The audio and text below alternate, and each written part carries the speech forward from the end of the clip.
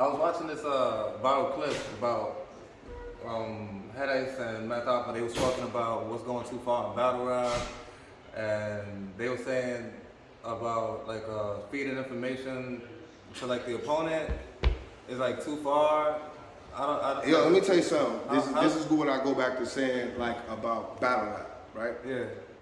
That's their job to figure that out. Like, you know what I'm saying? Me personally, there are limits in battle rap, right? Mm-hmm. There's limits in the street, right? And there's just certain things you don't do. So if you carry yourself like a man, you don't have to be worrying about those questions. But sometimes confusion can lead to people to misunderstand what's really going on. If you don't know, you don't know. Mm-hmm. But in that culture, it's at the drop of a second.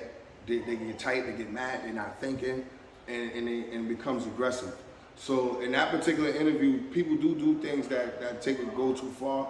But in that particular case, they were trying to say, it was a misunderstanding or whatever thought they thought that somebody was relaying information to somebody for a battle, which don't make sense to me. Like, I don't have time for that shit. You know what I'm saying? Car outside, 2-bedroom, 2-bathroom condo.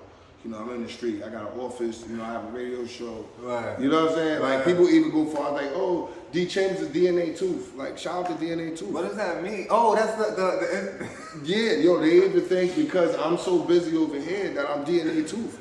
Because I'm not in the culture. They think my way of still being in the culture is that. But it's not, So I smash all rumors. I still support everything. I talked to Smack the other day. I wrote a battle rap movie. Yeah. I own a lot of percentage, and before the battle. Yeah, so, wasn't there a movie supposed to come out with like you and Chess or something? The people that I had in mind before the pandemic, it was Chess, Bill Collector, Surf, and we was gonna let the fans choose who would be the fourth battle rapper and get some supporting actors with names to support that whole culture. Right. So we was doing the bidding and stuff like that. Different investors. I was talking to Dion Taylor. I was talking to AO Films, and even Zaire. He was one of the main film directors who was like, Chambers, this is how you go about it, and teaching me how to move forward in the film career.